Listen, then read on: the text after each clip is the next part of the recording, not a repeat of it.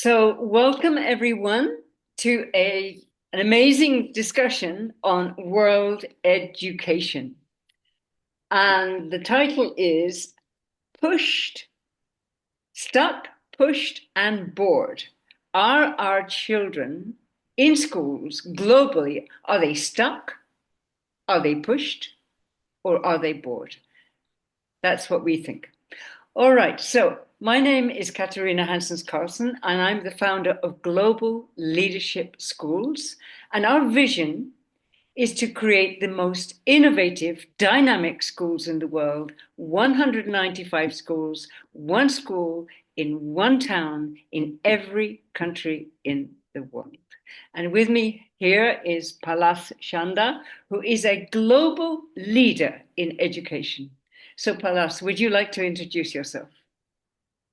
Thank you, Katrina. It's a pleasure being here. My name is Palas, and I am the founder of a company called Cyber School Technology Solutions. For the last 20 years, I have been working with schools ground up in rural Africa, and we have created 3D animations on science and math concepts, which basically helps children to visualize the concepts, and that has a better cognitive impact. And currently, last 20 years, I've got more than 4,000 schools in 12 countries. And we are, of course, increasing that number and seeing how more girls are going on to become doctors and scientists. And that's the goal. We want to change things ground up and give them better options to be innovative. That's incredible. Congratulations for the work you're doing, and especially in maths and science, because if you ask children, what subjects do you love? What subjects do you hate? Many of them, and many girls, unfortunately, will say, well, I hate maths and I hate science. And many, even boys will say, I hate science. So if you're helping them to love learning maths and science. These are two of the most important subjects. Of course, English is another, it's a world language now, and their own language and literature, of course, is important. But this is incredible what you're doing. Yeah, absolutely. I mean, I have been integrating technology. I started off teaching 4 to 14-year-olds on how to use computers. And I have seen if technology is well crafted and curated, how it can really impact children to love, the things that you said. Some of them, they don't like the sciences because, science is all about movement. So when you're teaching them electricity, if they cannot see the electrons moving, or if you're teaching them something in chemistry and they cannot see the ions moving, or you take them inside, the kidney and the heart, and so I think when you're able to let them visualize, it has a completely different perspective and excitement for them, and you engage the students better. And I think also you lower the dependency on the teachers to deliver information that for them would be very abstract. So those are the gaps we bridge, and doing that, you once you have the students excited, I think it's about creating self-esteem, about confidence, and you want no child to be left behind. I think they all have the potential. It's how we can reach out to them using technology in different ways. My way is one way, but we are continuously also looking at how we can integrate technology continuously, and now with artificial intelligence and the schools being connected with satellite dish connections. So I think we are getting into a world where we'll have a lot more options to change the way the students are taught. Yes, absolutely. And it reminds me of you see it and you believe it. I mean, children can sit there in a classroom and a teacher could talk about eons, electrons, but unless the child actually sees it, it doesn't mean anything to them, right? But if they see it, which is part of your technology, then they get excited, they get motivated, and they start to understand it, and then they learn because they're excited and motivated. So fantastic. All right. So what is the problem we're solving? So for me, Dr. George Land discovered through his NATO research 62 years ago. He discovered in America that we are dumb downing our children. They start off at 98% genius, bless them, and they're full of enthusiasm and excitement and creativity and creative genius. By the time they're adults, it's down to 2%. No wonder there are problems in the world. From 98% to 2%. Well, it goes in stages. 98% to 30% to 12% when they're teenagers. Teenagers, 12% creative genius, and then 2% as adults. So, what are we doing about that? I mean, if I look at the 60s, I know there was a period in schools where teachers and principals just said, oh, let the children be free, let them do whatever they like, you know, and there was graffiti on the walls, there was chaos in the classrooms. That's not what we are talking about. We do need a certain amount of discipline. Without discipline, there's no real learning. Okay, but I don't mean that children should sit in chairs and just sit and listen to a teacher, especially if the teacher is boring. And many teachers, and I've been a teacher, many teachers are boring, excuse me, with the same old curriculum year after year after year. And here we are dumb downing children. So, Palas, what are we doing about that? Well, I mean, the theme today of feeling stuck, feeling pushed, and feeling bored. So maybe we could start off with feeling stuck. And if I were, I mean, if you go out there and it doesn't matter which part of the world, I think there was a recent study that was done in the OECD countries, and they found 60% of the students find school boring. And I think that percentage would be a lot higher if you came down to the third world countries. And what is it? Children basically, they do not have freedom. They cannot choose the subjects they want to learn. They cannot. Okay, I don't want to go into details like the color of the classroom. I think that also makes a difference. Recently, I went to a school, in Kenya, and the principal changed the color of the classroom, and she found that the performance has gone up. I mean, students Oh, feel it's a simple ingredient. So you can imagine to what okay. Can you extent. tell me can you tell me the color that it was before and the color it is now? Well, the paints were the classroom was in bad shape. It's a small school. It's in the area called in Masinga. And the what happened is that the board had other priorities, and the principal was adamant that I want the color changed in the classroom because students don't feel good sitting in there, because they have to look around all the time and they don't feel good. I think this feel good factor, these little things matter.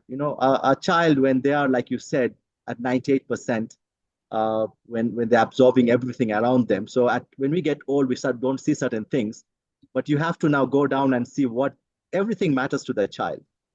So the painting was in bad shape. So I think they put light, luminous, some color that was quite attractive, and the kids loved it. I mean, you could see the joy in their face, and now they're doing the roof. So that's looking at the exterior. I mean, I would think our schools, you don't need to be in a classroom. You need to have a choice whether today you want to go out there and sit in the garden by a tree, and learning can happen there. All you need is maybe a screen sometimes, because like I believe that students need to have some kind of audio visual, because that would have Yes. an impact on all the three sensory organs, and it has a better impact. But anyway, I'm talking. Let's not digress. So we're talking about freedom, lack of freedom. So they can't choose the classroom. That sometimes they're not happy with the arrangement of the desks. Not you think it's trivial, but it's not trivial. Whom they sit with, uh, whether this, and again, if you go into like choice of subjects, do they really? they don't want to do all the subjects that they're imposed, the duration of the classroom, the teacher that is teaching them. So everything, they basically don't have any freedom, So that would be my first point. I mean, how do we create uh, a scenario where students have I know you cannot tick all the boxes, but at least to get most of them to be happy where they are, and so that the learning can be more effective. Yes. uh, and basically what I'm saying is that, can a child get to plan his or her day, in terms of which class I want to be in, where I want to be, what subjects I can, the durations. And then sometimes even you can go to the extent of selecting a teacher, So that's why if you look around today, the online education is really taking off because students have a choice. Absolutely. So that would be one. What do you think of the points that I raised? Yes, I absolutely agree with you. I think children, even from a very young age, need to have more freedom, more autonomy, and more control over their not only their day, but their year and what happens in school. And so Global Leadership Schools has come up with what we call a brilliance profile. So we know more about each child. If we observe a child, we know we and if they also tell us, we can find out what is it you do in your spare time, and not just digital games on your mobile phone. Not just that. I mean, that's getting widespread, and I feel it's almost like a disease now. I mean, I see children on the bus or every single day, and what are they excited about? Not about school, not about what they're learning, but their digital games. So I think there's a possibility of finding out what, apart from that, do you love to do in your spare time? Is it skateboarding? Is it playing with your friends? And what games do you play with your friends? And what subject do you love most? And what interests you most? And what would you like to get out of school? And who, as you said before, who is your favorite teacher? And every every child every year should have a profile so that a teacher can say, okay, you're not just a number, you're not just a name, you are somebody who wants to do this in school. And what you want to do, I mean, I asked a 7-year-old, what would you like to do with your life? And he said, well, I know perfectly well, I'm going to be an astronaut and a doctor, and I'm going to learn sign language. Now, nobody helped him with that. That was his idea, and he's actually doing it now. This was like several years ago.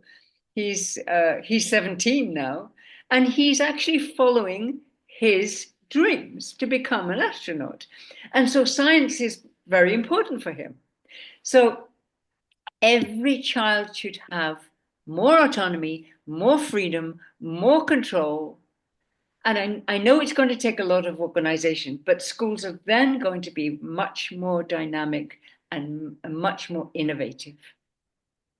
So we were I agree. Yeah, I agree with you 100%. I think, they need to have, of course, all these things we're talking about has to be structured. It's not like going back to the 60s, which you're talking about. But I also think another area where the students are stuck is because of the rigid and fixed curriculum that we have. It's I think in this day and age, learning in the classroom, I don't really think that the classroom is the right option, because you cannot really impose personalized learning, because every student has got a gift, which you talk about, that you want to discover what is the gift in that child. And so every child has got a different ability, they've got preferences. So when you put them all in, one size fits all, it doesn't work. So that personalized learning component, where every student can select this, the subjects, and can also go at a pace that works for them. Yes. Because some students are in a specific subject could be smarter or quicker in terms of their ability to grasp and move on, while others, but of course the one who is slow has got uh, is probably abled in other areas. Like you mentioned, like, if they had a choice in a school where, apart from just academics, if they could learn, like you mentioned about, you spoke about languages, which is very important, but also musical instruments and sports. See, if all these areas of development can be entwined into, in a school environment, how much fun and how much exciting would it be for the kids? Because they would wake up in the morning, they would not want to leave school. But today, if you go into the classroom, I think a lot of the students are waiting for in this part of the world, we have school bells. Yes, So, the sometimes the bells are bell is ringing. not electronic. Yeah, they actually ring the bell. So And then you're there's waiting a for that bell stampede because out of school yeah, because they then want to, they want to, live, yes, not even the end of the day, but I'm talking about a single lesson. yes, The lesson starts and they can't wait for the 35, 40 minutes to be over. And you want to reverse that because it defeats the purpose of confining them to a chair and table and forcing them to be somewhere you're not adding any value. So, of course, these are what we're talking about. It's a reality, if you really go out there and see the students. And this also when you look at their performances, I think the most important thing is if you're not happy at doing something, then it's not going to really, yes. work. So that Happiness, happiness very factor, yeah. important. Yeah, it's What is it that needs to be done? exactly. And children are naturally happy. If we don't stop them, they are naturally joyful. If we just allow them, of course, there need to be some boundaries. They can't just like wreck the classroom. But I totally agree with you about why would we put 30 children all together who are all diverse in a classroom and expect them to be at the same level mathematically, science, languages? No, that's pretty crazy, isn't it? So why don't Yeah. we put them in different classrooms and maybe not even in classrooms, maybe outside of the classroom? And a very good point that you've made about languages, children, according to Karolinska Institute in Sweden, are linguistic geniuses before the age of 6. So why are they not learning 3 languages by the time they're 6 years old? Can they read and write those languages? Not necessarily. But can they speak grammatically correctly? Yes, because we have so many resources for language teaching. In Sweden here, children play up to the age of 7. And play is very, very important. Don't get me wrong. But learning is also important. And children are hungry to learn. They don't want to wait to learn till they're 7 years old. They envy the 5-year-olds envy their older siblings because they start school at 7. They started school, but at 5 and 6, they're perfectly capable of learning. At 3, 4, and 5, they're perfectly capable of learning as long as the learning is fun. And it can be, and it should be. So imagine if you're fluent, you trilingual almost by the age of 6. That's a very good start I, because I'll tell you I'll tell you something. This is I can tell you because it worked for me when I was 5 years old. My mom taught me how to read and write my mother tongue, yes, and the scriptures and everything are different. And I never learned that language to read or write in school at any point. But today I can still read and write that language that I was taught when I was 5 years old. So you mentioned about, no, was in you'll be Indian amazed. or Hindu. Yeah, Or, it's called Bengali. So I can read and write. And I also, another thing I would also like to point out that when I was teaching the kids, 4 to 14-year-olds, on how to use computers, I had 4-year-olds who could do a complete presentation using PowerPoint. I had 7-year-old who developed, I remember, a complete website for Harry Potter. So I yes, think, like, I agree with you 100%. That age group from 4 to 7, what you do with them, I think we are completely wasting the opportunity to prepare them, create the platforms that they could leap from. I go out here. quarter to 6 in the morning, sometimes 5:30, and I find 4-year-old kids being dragged in a uniform, waiting for the school bus. Because they have to go for 2-3 hours sometimes to get to school, and it just, I mean, what a way to start life. I mean, That's really when sad they because could, they don't have their yeah. community school. There obviously should be more schools in Africa, like village schools, where they make friends, because the social part of school is very, very important too. So they make friends, they learn with their friends, and they create with their friends. And by the way, there was another point I was going to say, um, is that children are very good teachers. They are better teachers than any adult teacher.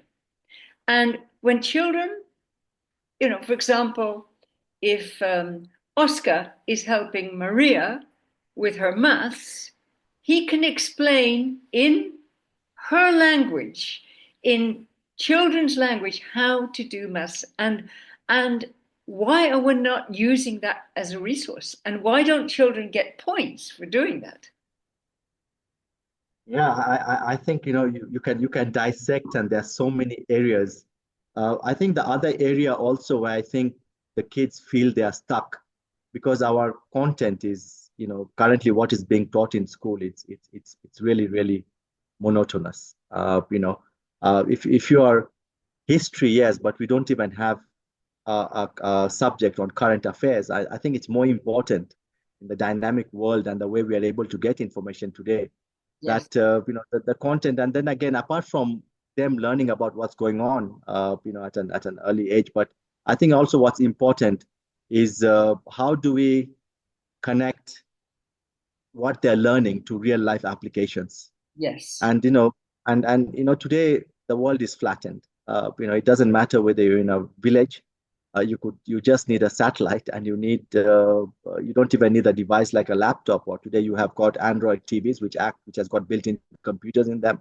So if you just have that screen and you have a learning management platform, you're able to give them the best of courses. You can have teachers sitting anywhere in the world if they have to be guided. And so I think the content being monotonous is another area, because it can be so boring. You need to see, what am I learning?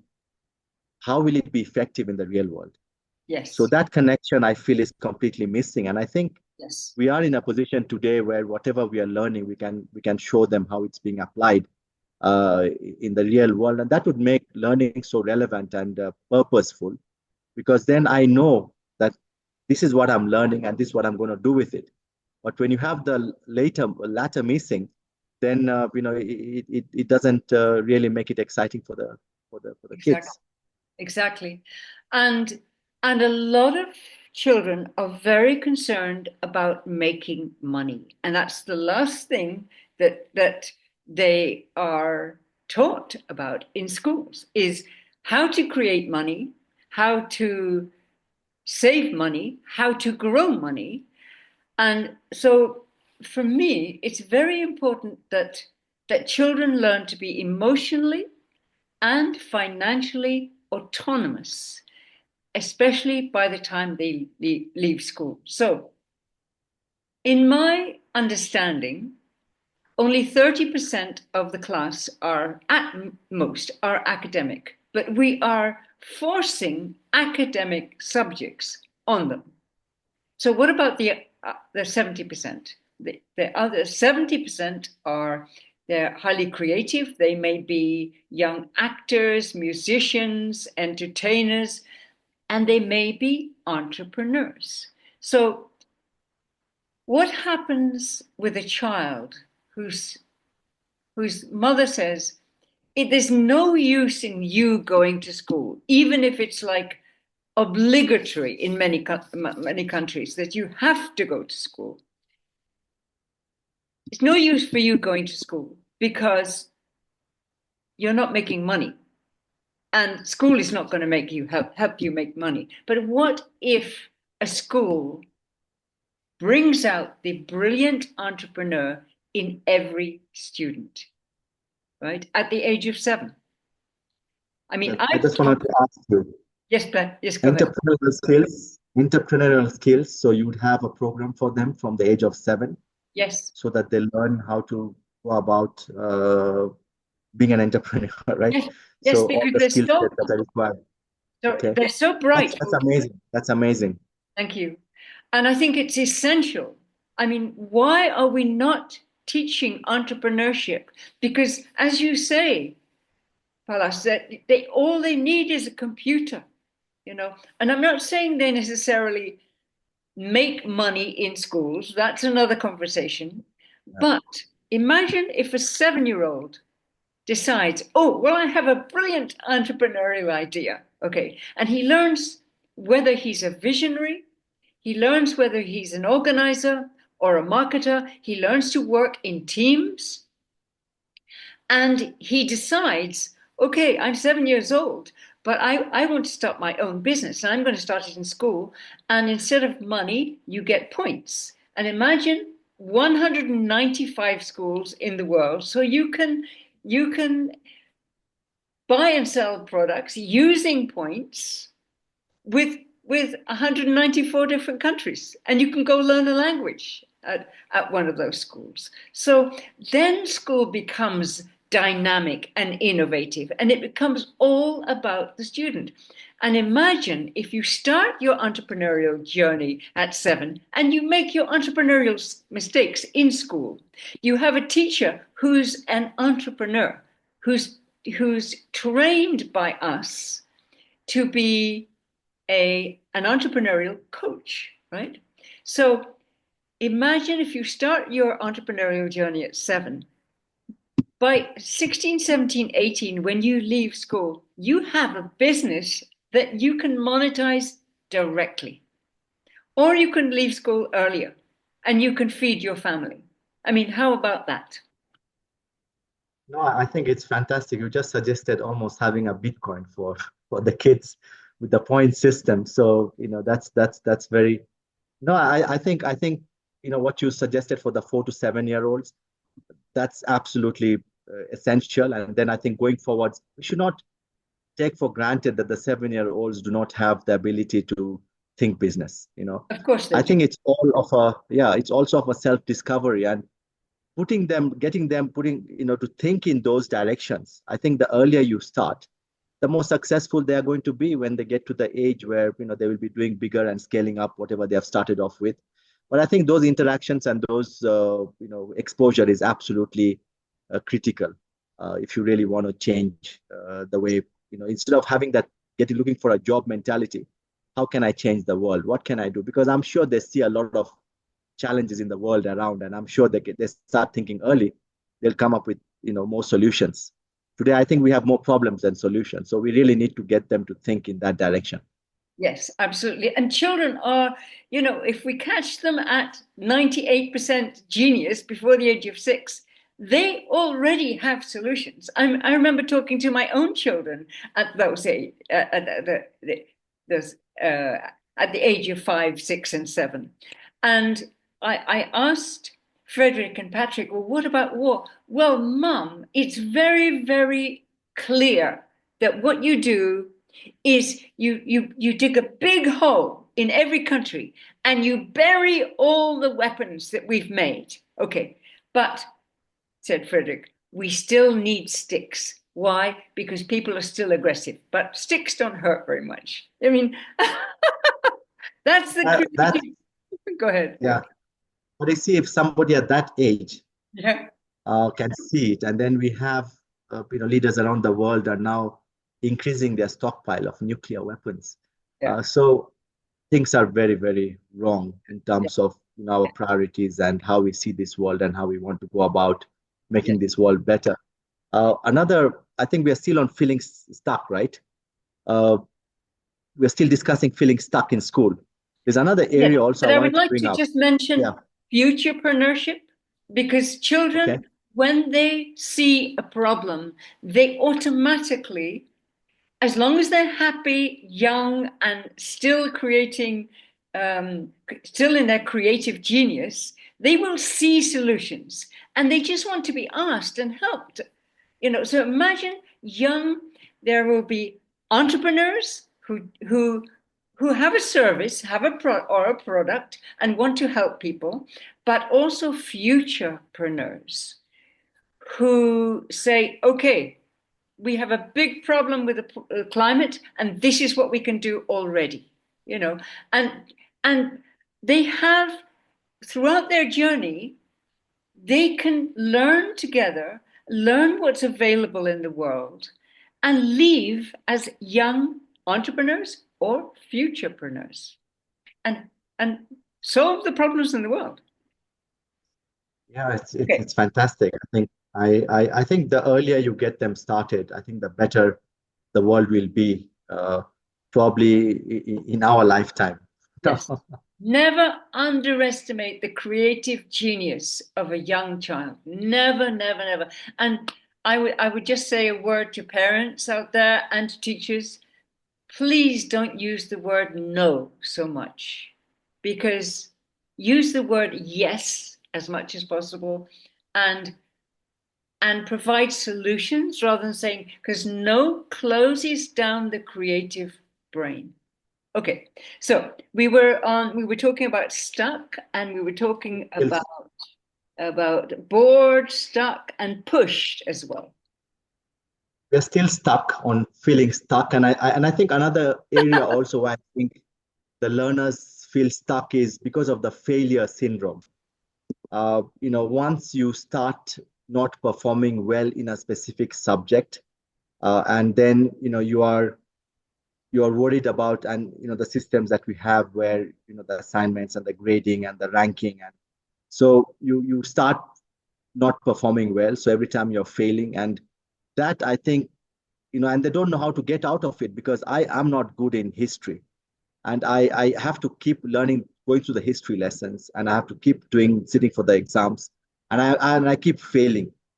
And I think that's also another area, with the current systems that we have, why a lot of students are stuck with subjects that they don't want to do, and they don't have, I don't think so, they find ways of solving that dislike in terms of how to engage or improve the pedagogy or methodology in how they deliver the lessons. So that's one area as well. I think the failure, and I think will probably, this will run across the three areas we are talking about, but that's one big problem I think we have in the current schooling system.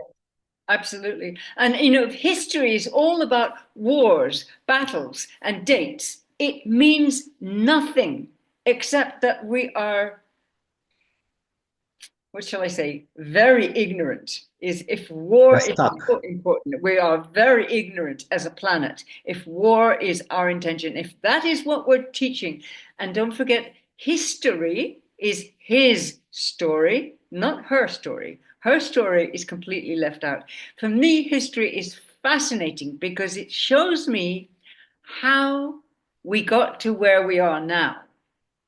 And it shows me where we've gone wrong, but we have not changed, not much. We've changed a little bit, but not much, and not enough, because in history, for me, if I see the biggest mistake we've made is that we, the people, have given our power away to a leader who can say, okay, conscription. So we're going to war with this country, and you are going to give, if you're between the age of 18 or actually 16 and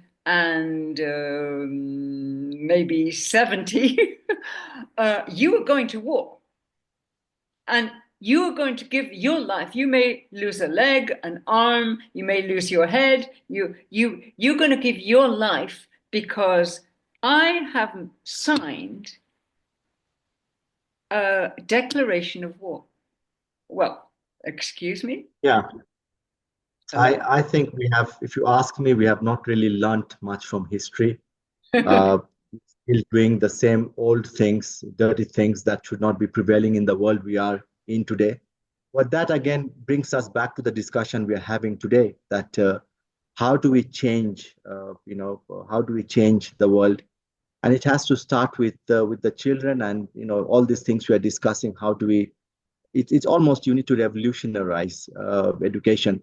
and it cannot be done, it has to go, but as long as we are going in the right direction. But the first challenge is that we recognize that we have a problem, Yeah. and to discuss all these discussions that we are having, so that then we can have more people getting involved, and and coming up with solutions, and people actually going out and doing something about it.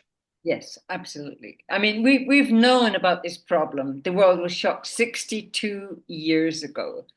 And so what are we doing? What is Global Leadership Schools doing? We are giving consultations to principals, because if the principal is enthusiastic, dynamic, innovative, then whole school is.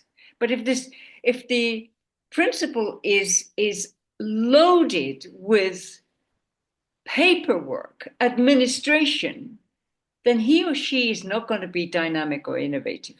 I mean, for me, a principal is someone who knows, absolutely knows the name of every teacher, and there are some principals who actually don't, but also knows the name, or almost all the names of all the children, who goes to eat lunch with them, who actually interacts with them, who is a dynamic, exceptional leader.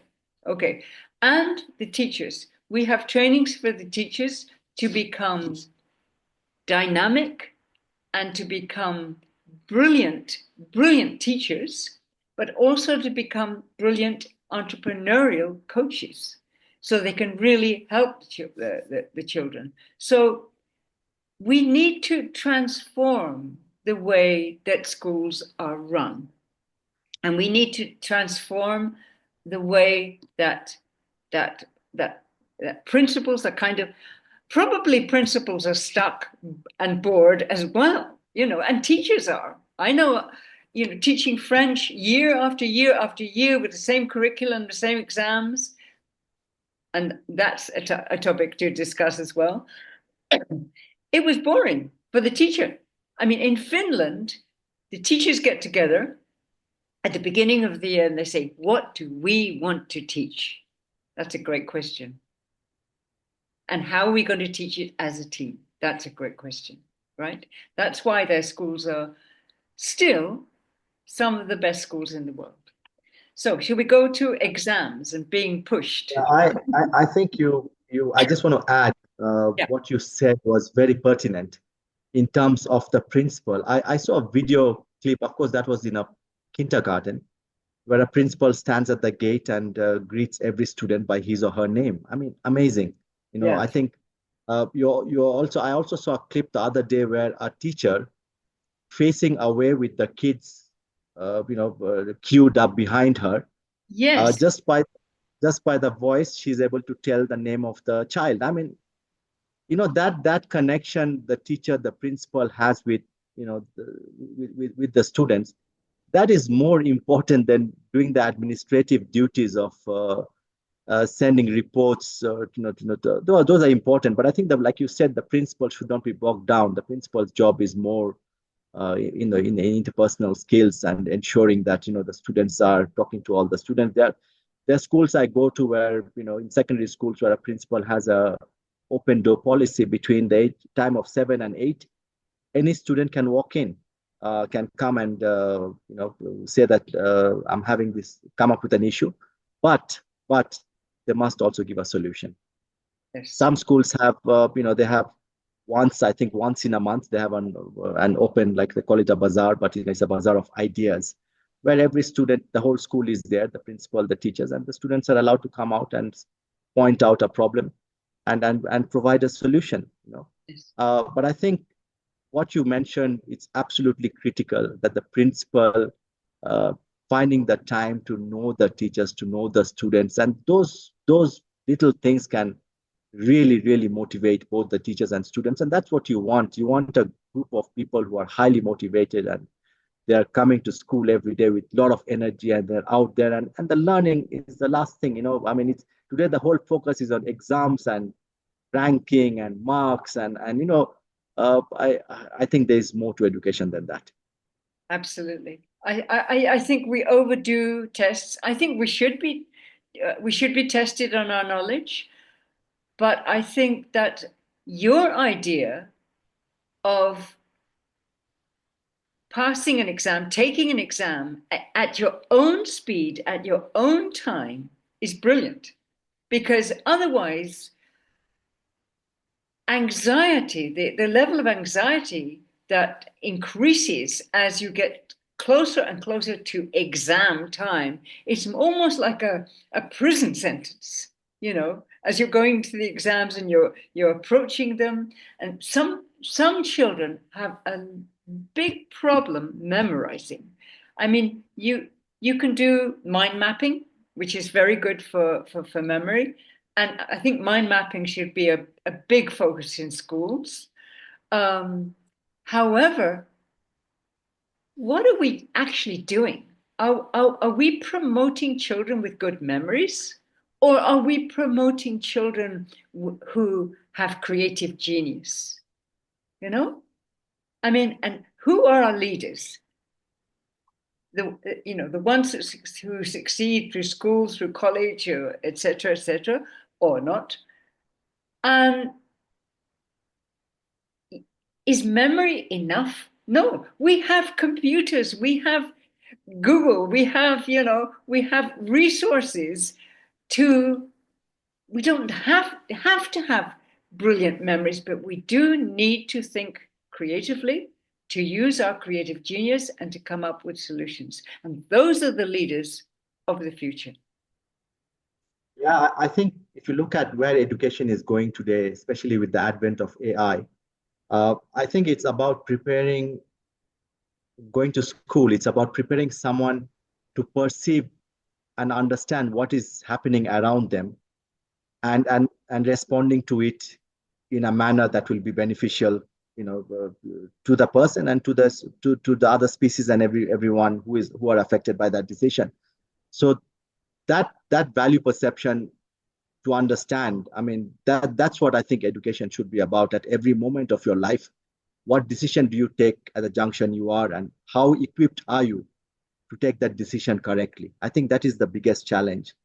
And I think you talked about the exams. I think that's, now we can probably move on to feeling pushed because that's the idea of the exams you spoke on, and the idea that I have. It probably goes to our next topic, which is being pushed, because I feel parents, teachers, generally your peers, they push you to perform well in exams. You know, the push is not towards how to enjoy the lessons and how to interact in the classroom, because the results will be an outcome of those the daily things that you do. And I think the idea that I have of students should not all be set to one standard benchmark, because everybody is different and they've all got different abilities.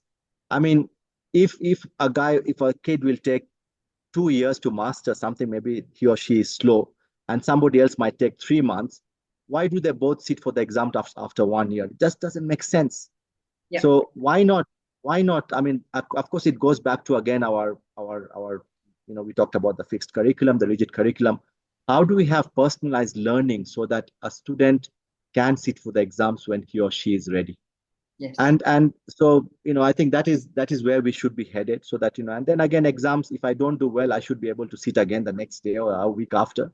So with the technologies we have today, where you can track the eyeball, you can freeze the screen, the biometrics to ensure that it's you.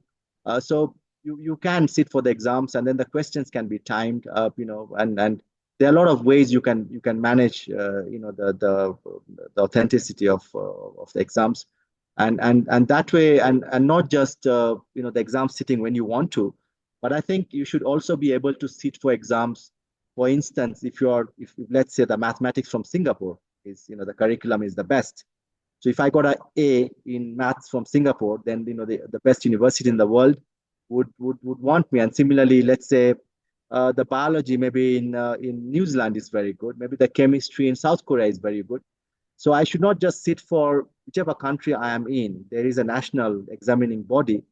But apart from sitting that exam, why, if I'm good in maths, I want to challenge myself to the best standards. for the exams which are set by a specific curriculum. But then again, we need to also, who is going to say which is the best curriculum or which is the best standard or which is the best exam? But I think if we have all these different examining bodies, if they could be universal, they will not only help improve the standards, but they would also generate more revenue. Because today, in Singapore, if you've got X number of students appearing for the exams and paying for it, I don't know, maybe it's free in Singapore. But if the whole world wants to do that exam, imagine how much, and then that money would go back to improving the standards of the exams and the education. So I think, yeah, so we go back to being pushed, and I think the students currently, the anxiety you spoke about, I think it's detrimental. We need to find a way to get them out of that mindset where they're ready for the day. Every day the exam gets closer, and imagine how much damage it does to their self-esteem and their general outlook towards life.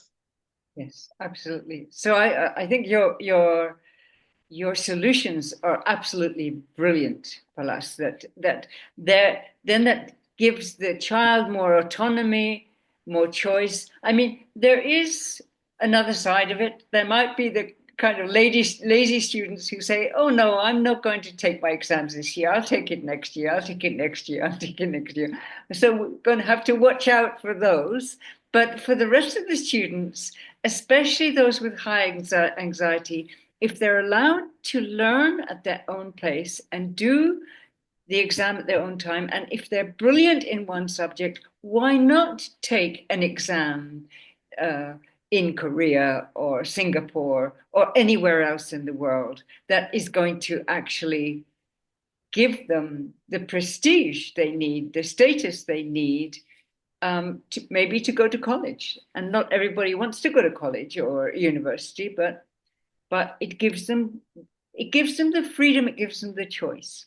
So I'd like to draw this to a close. I'd like to share a vision I have. It's just like a vision, a little story, and it's about children who do not stampede out of the class or out of the school at the end of the day. Ding, ding, yeah, freedom, from a boring lesson where I have felt pushed, I have felt bored, and I haven't learned anything really. So my vision is this. It's 7 p.m.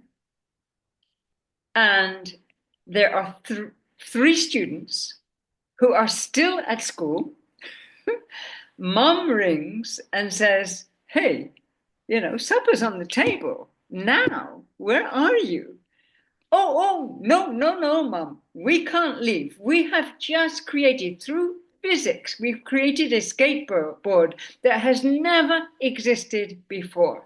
And we've just tested it out. And bring supper here. We are really hungry, but bring supper here. Come and watch this, because we are going to sell this skateboard worldwide, and we are going to finance our village in Africa. We're going to finance the whole village. Isn't that exciting? So mom and dad come, all the mom and dads with 3 children come, and their siblings come, and they watch genius. That's how I see schools. I think every school, if they could come up with one, I mean, that's what you want out of schools. Yes. That's what you want the kids to be doing, like, not stampeding out, but staying back and coming up with so that's what like when I was talking about the exams as well. So when you are in a education system where you feel like maybe the math syllabus is a bit limiting, you could go a bit beyond. That's when, I mean, you cannot have a limit on a person's ambition to learn and to discover. And so you want to have an open sky so that everybody is able to go out there and find their limits. And yeah, so I think what you're saying, I mean, that would be amazing. I mean, I would like to see that with my neighbors running with some food to go to school at 7 o'clock. I mean, those are stories you don't hear, right? I mean, so in that sense, schools are failures, because if each school is not producing such, and you mentioned skateboard, and everything you look at can be improved. There's so many things we do which are, you can see it's not right, but you want those kids to have that ability and to give them the freedom to start thinking in those directions, so that they can come up with innovations every day, every other day. Yes. And Yeah. imagine a young person who absolutely loves maths. Is it Singapore? Singapore is best in. Yeah, I mean, it's yeah, I mean, it's Imagine, yes, yeah, imagine that he gets the opportunity to go and study in Singapore at a global leadership schools, for example, and study maths at a very, very high level and learn the language, at the same time. I mean, there are so many different opportunities for children if we only think in an innovative way. So I think we're drawing to a close now. Palas, how do people reach you? How can they connect with you? how do they connect with me? They could just send me an email. It's simple, my full name, palaschanda@gmail.com. Or they could, I think that's the best way to reach out. And they could, of course, they could search me on Google, Palas Chanda, Cyber School Technology Solutions, and they'll be able to get my telephone contact and all the others. But I think that the email is a good way to reach. Wonderful. Thank you so much. And for me, it would be LinkedIn at Catherine Carlsson, Catherine with a K, Carlsson with C and two S's. And that's the best way to reach me. Thank you so much, Palas. You obviously haven't lost your creative genius. You still have it, 98% or 100% or whatever. And so that's what we need, people of creative genius creating schools globally. Thank you, Katrina, for this opportunity. And I wish you all the best in realizing your vision. Thank you. Thank you.